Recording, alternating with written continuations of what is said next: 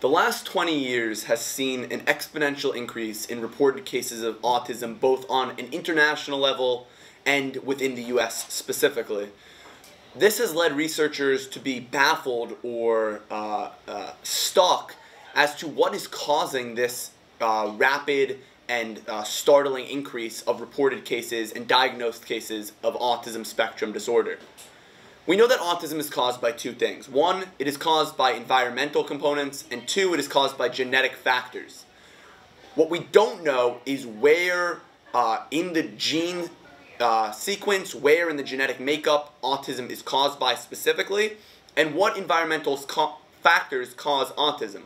So with this in mind, as we entered the project, we were looking for something in the environment that may not have been as prevalent 20, 30 years ago, that is now in the environment today, that could potentially have an impact on these increased cases of autism worldwide and within our country of the United States.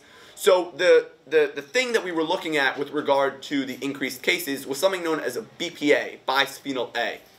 Bisphenol A is the second most commonly produced chemical in the world, and it's used in all kinds of things, from cameras to water bottles to baby pacifiers. It's used all over, and it's very prevalent in our environment. And for that reason, it could be a potentially profound impact on one's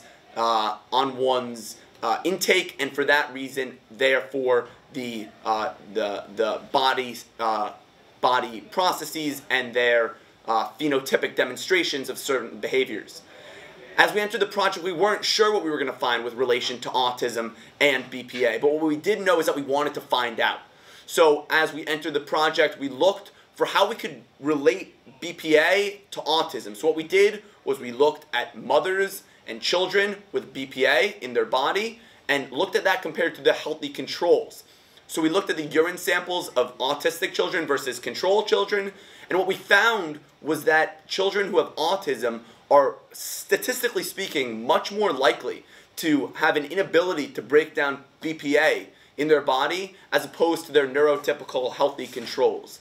So after doing this research, we answered numerous questions, and I'll get into that in my paper, but the main push, the main thrust of what we learned was that there is a relationship between BPA in one's body and the amount of intake they have of BPA and an inability to break it down, and the phenotypic demonstration of autism, ASD disorder. Thank you very much.